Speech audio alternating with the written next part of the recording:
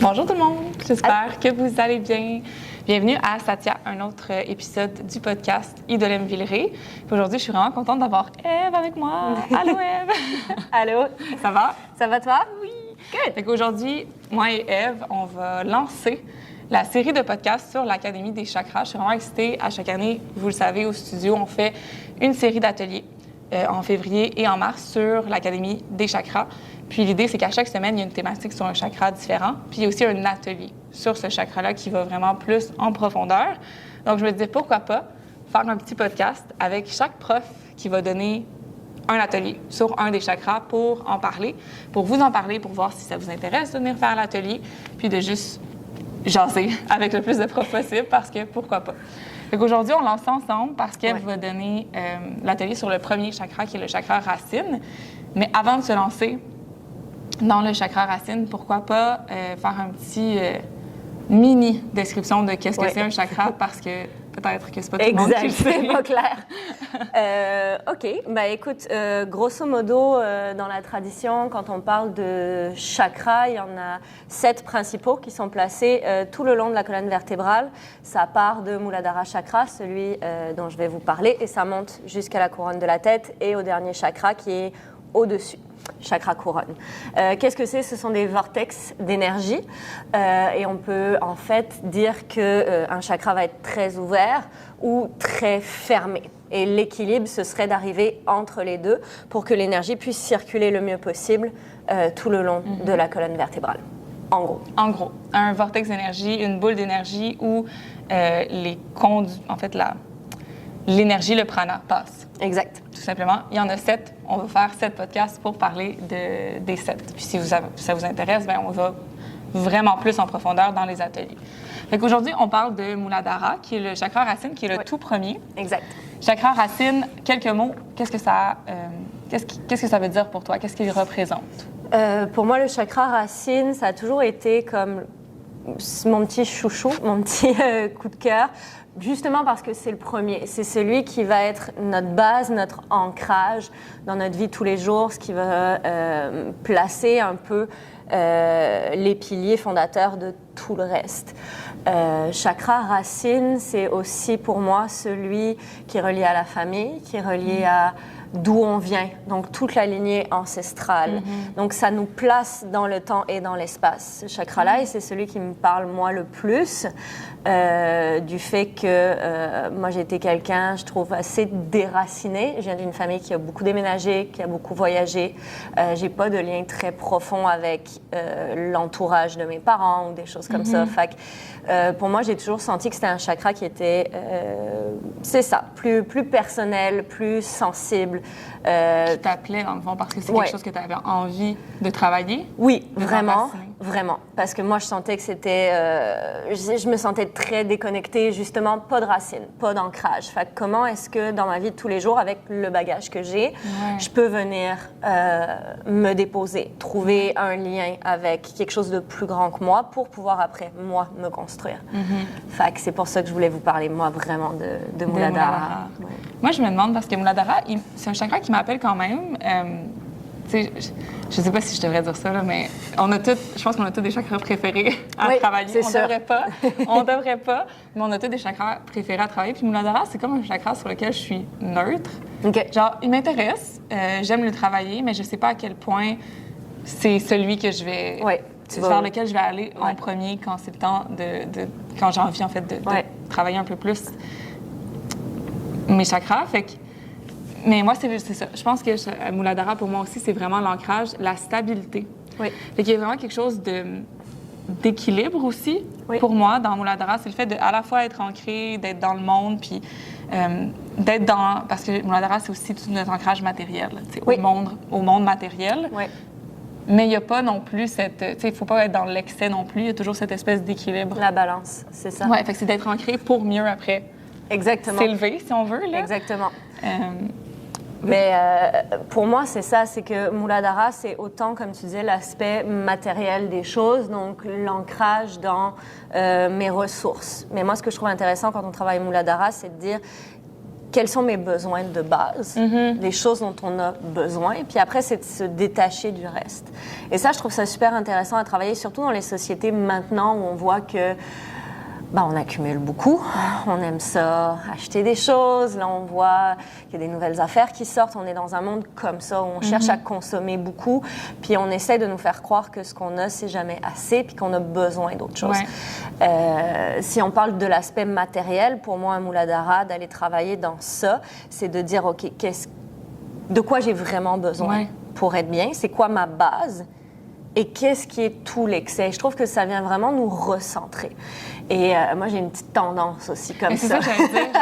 Toi, est-ce que tu arrives à te contenter de ce que tu... C'est très difficile. C'est très difficile. Ouais. Moi, je suis tout le temps dans...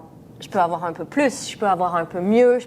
Fait que pour moi, Muladhara, c'est ça aussi. C'est dire...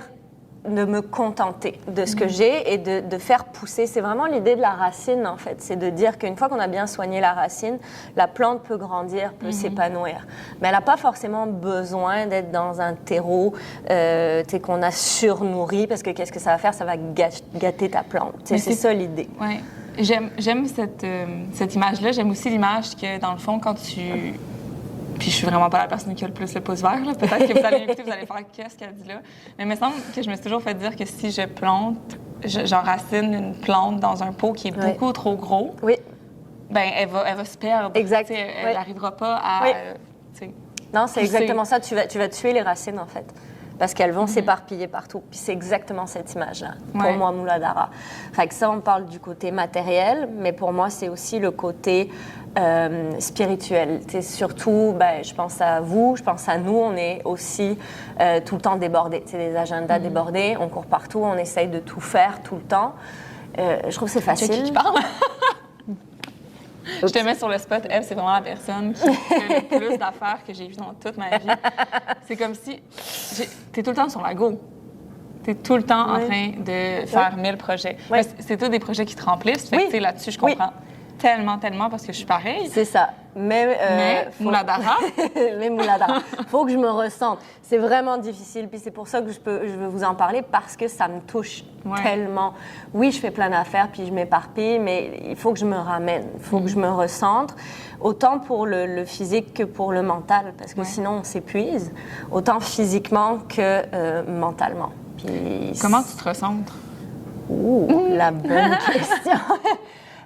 En fait, tes petits trucs. Oui, en fait, on va rentrer un peu là-dedans dans l'atelier aussi, si vous faites l'atelier Racine avec moi. Moi, je m'ancre beaucoup avec des courtes méditations, des courtes pratiques de méditation, avec le travail d'immobilité dans les postures ou de passer plus de respiration dans les postures. C'est sûr qu'ici, on fait du vinyasa, donc il y a un rythme un peu plus rapide. Mais ce qui est intéressant aussi, c'est d'aller travailler avec plus de respiration dans les postures. Donc, c'est pas grand-chose. C'est juste un petit shift dans notre rythme pour dire, par exemple, mon guerrier 2, au lieu de le flower tout de suite, je vais respirer dedans 5-10 respirations. Et là, il y a quelque chose qui se passe, autant au niveau physique qu'au niveau mental. Dans la respiration, dans le corps, il y a quelque chose qui se dépose. Donc, premièrement, je le travaille comme ça dans ma pratique à moi. Juste une pratique un peu plus lente qui fait la différence. Des courtes pratiques de méditation. Donc, je vais en installer une dans l'atelier. Ça va être assez court, mais pour justement venir se déposer, venir respirer. Et Yoga Nidra. Ça, je pense qu'on a ça en commun. On a une petite passion Yoga Nidra. Vraiment. Moi, j'ai pas la chance de caser ça dans mon horaire, dans le sens de le faire en studio, mais je le pratique chez moi avec des enregistrements, et ça m'aide beaucoup. Le Yoga Nidra, c'est vraiment transformateur, puis je pense que ça peut vraiment faire du sens avec tout ce que tu dis, le fait de prendre le temps de se déposer, de prendre le temps de rester, puis d'accepter l'immobilité. Le Yoga Nidra, c'est super difficile parce que pour ceux et celles qui ne sont pas familières avec cette pratique-là, on est allongé en Shavasana, puis un Yoga Nidra, ça peut être de 20 à 45 minutes, des fois une heure. Une heure, c'est quand même intense, mais bref, dans ce temps-là, qui est quand même long, on est installé dans le Shavasana et on essaye consciemment de s'installer dans l'immobilité, de ne pas bouger. Fait que tu prends le temps de bien t'installer, mais après, tu ne bouges plus. Puis c'est dur parce que le corps a le goût de bouger. Le corps t'envoie des signaux. Là. Des fois, c'est des signaux de douleur. Des fois, c'est des spasmes musculaires. Des fois, ça peut être ça gratte, ça pique. T'as le goût de te gratter. Faut sortir de là. J'aime pas être immobile. C'est ça. Fait que, puis, je veux dire, à travers ça, le but, c'est d'aller atteindre un état entre le sommeil et l'éveil. Puis, à ce moment-là, des fois, on sent même plus le corps. Là. Ce qui est aussi vraiment, quand tu te prends conscience que je sens plus mon corps. Mais c'est un état de pleine conscience. C'est vraiment être ici, maintenant, ancré, enraciné. Et c'est ça, Yoga Nidra. Et je pense que pour les gens qui veulent travailler leur chakra racine, c'est une très, très belle façon de le faire. C'est vrai. Et il y a la contrepartie de ça, c'est que être ancré, être présent, être dans l'immobilité, c'est pas tomber dans l'espèce de torpeur ou le sommeil. Et ça, c'est comme... C'est super dur. Immanquable, mais c'est ça, immanquable. Parce qu'on est tellement tout le temps en train de courir partout que c'est comme si le corps avait appris immobilité égale dodo. Ouais. Donc, c'est pas ça qu'on cherche à faire. C'est sûr qu'il faut dormir. Je suis pas en train de dire qu'il faut pas dormir. Mais le Yoga Nidra, c'est pas une place où dormir, justement. Le but, c'est d'apporter la conscience le plus proche possible de l'inconscient, en fait. C'est ça. Puis de venir, y déposer une intention. Fait que c'est vraiment un travail... C'est un travail super particulier, mais vraiment puissant et transformateur. Exactement. Donc, il va y avoir du Yoga Nidra dans l'atelier, justement, pour développer cette conscience de rester dans notre état présent, de rester avec nous-mêmes, avec les sensations de notre corps, puis d'écouter les sensations du corps. Ouais. Ça, c'est aussi très difficile parce qu'on est beaucoup là-dedans. On s'oublie, on s'écoute pas, mais on le voit comme tellement partout. Tu sais, des gens qui s'épuisent ou vice-versa, tu sais, le surentraînement, toutes ces choses-là. Mm-hmm. Ça, pour moi aussi, ça a rapport beaucoup avec le chakra racine, de s'écouter, d'être dans son moment présent, dans son besoin juste. C'est vraiment difficile. Puis je reprends l'image que tu avais, qui est de trouver le bon pot pour ses racines. Ouais. C'est vraiment pas évident, mais pour moi, c'est fascinant. Parce que après, comme on dit, tout le reste, tous les autres chakras, tout ce qui va monter part de là. Oui, exact. Fait que c'est important que les fondations... Ouais. On dirait que je m'en vais donner un cue parce que dans mes cours, je donne tout le temps ça. J'ai tout le temps ce cue-là. Je suis comme installer les fondations avant de déployer tout le reste. J'ai tout le temps ça quand on se dépose en guerrier 2, quand on se dépose en grand lunge. Je suis comme, installer les fondations. Une fois que les fondations sont solides, déploie les deux bras vers le ciel ou déploie tout le reste. Oui. Mais c'est exactement ça pour les chakras aussi. Oui. Je pense que d'aller travailler juste sur ces chakras, on parle de chakras inférieurs et supérieurs, il n'y a pas de valeur morale au fait d'être inférieur ou supérieur, c'est juste une façon de le nommer. Mais si tu travailles juste tes chakras supérieurs qui sont peut-être un peu plus associés au divin, à la spiritualité, alors que tes racines sont pas, t'es pas ancré dans ta vie, mais ça fait en sorte que tu es complètement débalancé aussi de toute façon. Fait que Muladhara, c'est pas nécessairement le plus important parce que je pense qu'ils sont tous importants, mais c'est le premier. C'est ça. Fait qu'en ce sens-là, il y a une priorité. Pour moi, oui. En tout cas, je l'ai remarqué beaucoup dans ma vie. Puis c'est de bâtir ça. C'est aussi, je trouve que le travail sur Muladhara rejoint aussi un aspect spirituel, dans le sens où c'est le côté qui nous relie à nos ancêtres, à la famille. Et ça, c'est toujours un côté plus délicat, dépendamment de l'histoire de chacun, chacune. Ouais. Et des fois, on se voile la face, puis on a tous des histoires avec nos familles. Il y a des conflits dans les familles, au contraire. Il peut y avoir des moments très beaux, très unificateurs. Mais ça nous construit et ça nous bâtit et ça vient même avant notre naissance. Mm-hmm. Et donc, dans l'aspect spirituel de ça, pour moi, c'était très important pour Muladhara Chakra, c'est de dire, OK, qu'est-ce qu'il y a eu derrière et d'où je pars. Et qu'est-ce qu'on... on en trouve des affaires. Oui, ça doit. Ça doit. Je pense que de faire un travail qui est énergétique, ça peut être vraiment puissant. Ouais. J'arrête pas de le dire, mais transformateur, parce que c'est vraiment le meilleur mot pour moi pour décrire ce genre de travail-là. T'sais. Oui. Puis c'est dur à décrire parce que c'est aussi très ressenti et personnel. Oui. Fait que c'est dur de mettre des mots sur ce genre de choses-là. Mais tu sais, pour moi aussi, Muladhara, c'est comme la prise de conscience de où on est. Mm-hmm. Puis une fois qu'on sait où on est, on peut voir où est-ce qu'on veut aller. Donc, c'est un peu ça qu'on va faire aussi dans l'atelier ensemble. Donc, il va y avoir un peu de méditation, il va y avoir du nidra, mais dans cette partie-là méditative, il va y avoir la thématique de la réflexion, de où est-ce qu'on est maintenant, d'où est-ce qu'on vient et éventuellement pour aller où. Donc, Comme ça. c'est un peu la thématique. Puis ça, on peut le sentir dans les postures aussi. Comme tu Ouais. le disais très bien, c'est de bâtir ta posture, partir de ton rapport au sol et tranquillement de sentir cette énergie-là pour venir déployer tout le reste. Ouais. Donc ça, on va toucher à ça aussi. C'est vraiment intéressant. Beaucoup de choses pour 2 heures. Beaucoup de choses, mais c'est toujours comme ça. Les ateliers, on prévoit du stock pour 2 heures, puis je sais pas toi, mais moi, je me dis tout le temps, j'en ai pas assez, j'en ai pas assez, j'en ai pas assez. Puis je le fais, puis finalement, j'ai fait le quart de tout ce que j'avais Exact. prévu parce que c'est tellement intéressant, puis souvent, il y a des partages. Puis, tu sais, Oui. on construit avec aussi les gens qui sont là dans l'atelier, fait qu'on finit tout le temps par pas faire tout ce qu'on avait prévu. Mais tu t'as planté la ça. graine. Puis Ouais. comme on dit, l'idée, c'est d'avoir aussi des outils, bien sûr, si ça vous intéresse de faire du travail énergétique, mais ça peut être aussi très terre-à-terre, comme du travail dans votre pratique d'asana, de travailler l'ancrage des postures. Donc, Ouais. vous pouvez venir chercher ce que vous voulez là-dedans, c'est de planter une graine pour l'amener après avec vous. Si vous n'avez jamais fait de yoga nidra, peut-être de toucher à cette pratique-là. Et si ça vous parle, de commencer à instaurer Ouais. cette conscience-là. Exact. Ou, bon, ça ne vous parle pas de laisser de côté. Ouais. Mais, j'ai hâte. Je suis là, j'ai hâte. Je suis comme, oh my God. Ouais, ça va être vraiment une belle série. J'ai super hâte. J'ai envie, avant qu'on conclue, puis il nous reste quand même du temps, mais c'est un gros thème. Puis Attention. Attention. parce que quand je faisais mes recherches sur Muladhara pour me préparer un petit peu pour notre discussion, Oui. il y a quelque chose qui m'a vraiment appelée. Bon, on a parlé quand Muladhara est débalancé, il peut avoir une espèce de peur du manque. Parce que Muladhara est quand même ancré dans la matérialité, la Oui. peur du manque. On en Oui. a parlé un petit peu, mais il y a aussi ce qui est ressorti, c'est la peur de la mort. Oui. Puis ça vient du fait qu'on est tellement peut-être trop ancré dans notre vie matérielle, dans notre corporalité, mais aussi dans tout ce qui... on se laisse définir par tout ce qui est autour de nous, tout ce qui est la matérialité, on a peur de perdre ça, donc on a peur de mourir. Puis j'avais envie de parler de ça. Mais oui, parce que moi, bien je suis fascinée par la mort. J'ai fait ma maîtrise sur la mort. C'est vraiment un thème qui m'appelle. Puis j'ai envie de savoir si tu as envie de m'en parler. Je te mets sur le spot. Comment toi, tu te situes par rapport à ça? Est-ce que tu y penses? Est-ce que c'est quelque chose qui t'angoisse? Ou est-ce que tu te dis c'est pour la Ève de plus tard? J'y pense très, très souvent. Et en fait, j'y ai pensé beaucoup plus jeune. Moi, j'ai fait partie des enfants qui ont été traumatisés par ça. Moi, j'ai eu conscience... Mon premier rapport avec la mort, je devais avoir 5 ou 6 ans.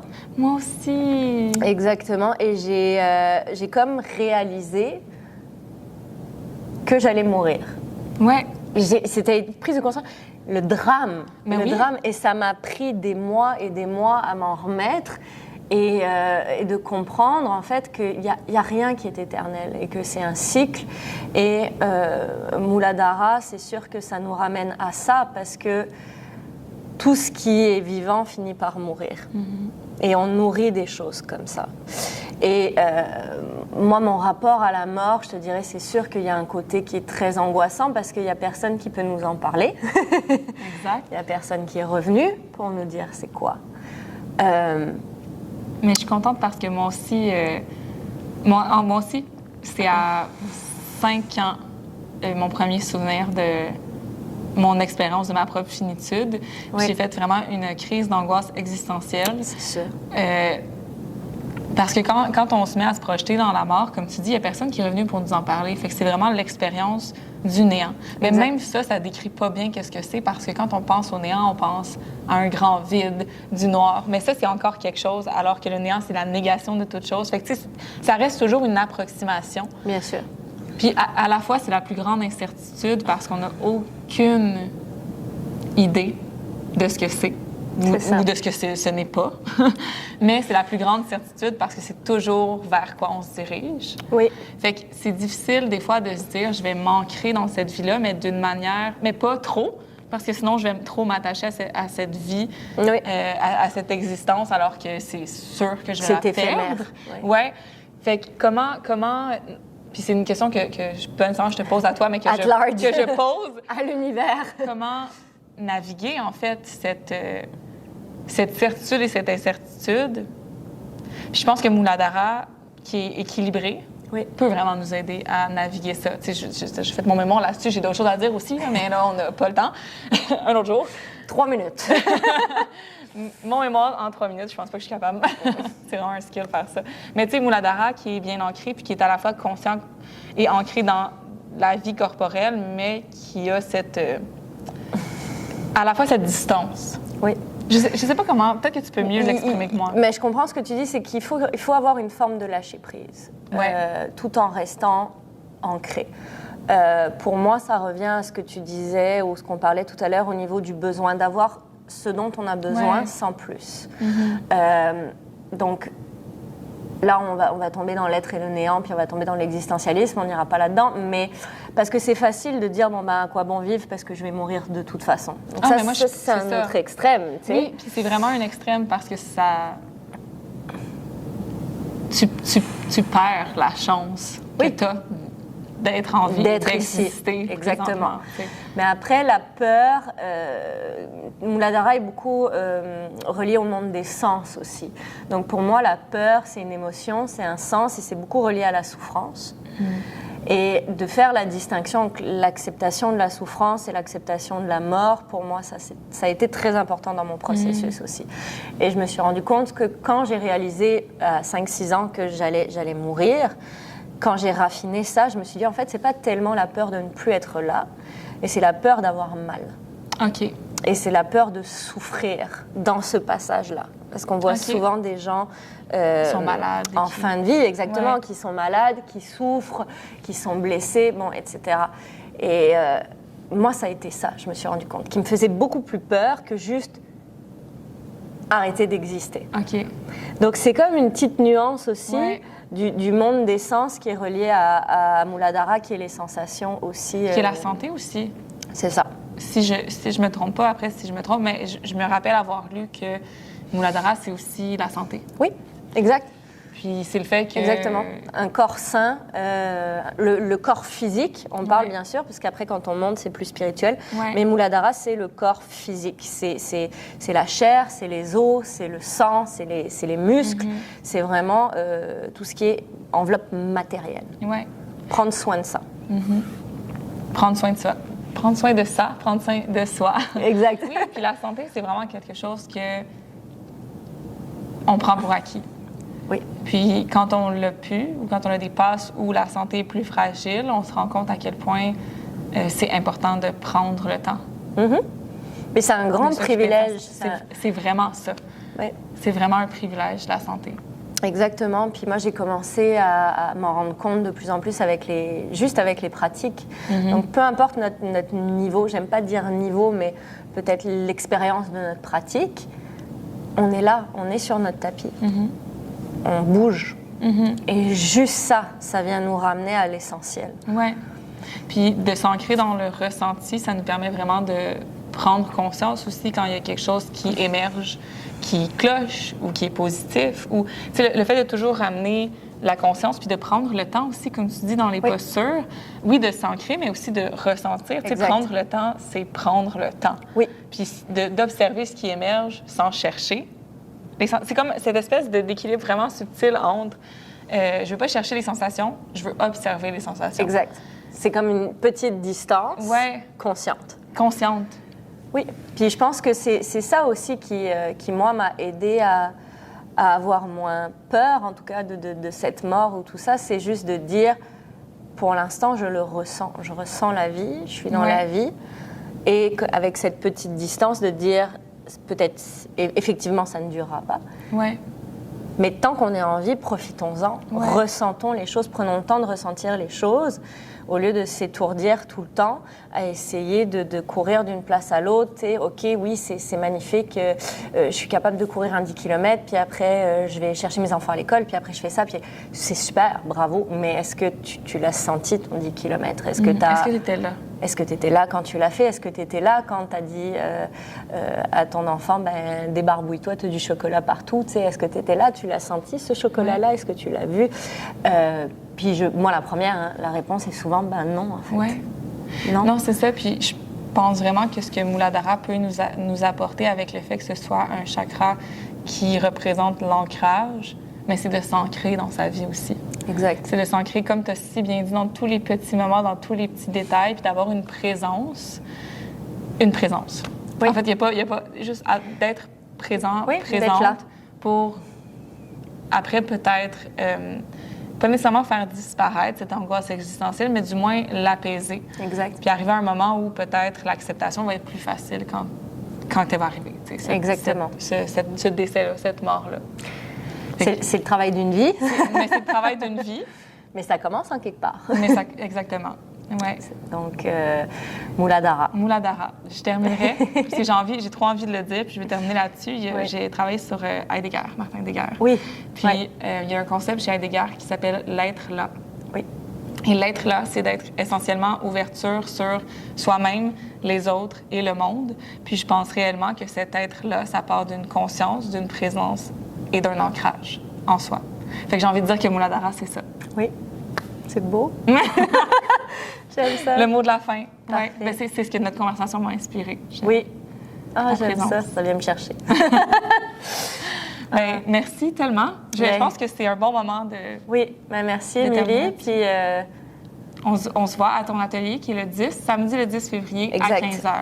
C'est déjà disponible en ligne si vous voulez vous inscrire. Puis c'est sûr qu'Ève va aller beaucoup plus en profondeur sur tous les thèmes qu'on a abordés. Exactement. Donc, merci. Voilà. Merci tout le monde. On se revoit dans les prochains épisodes sur les prochains chakras. Bisous!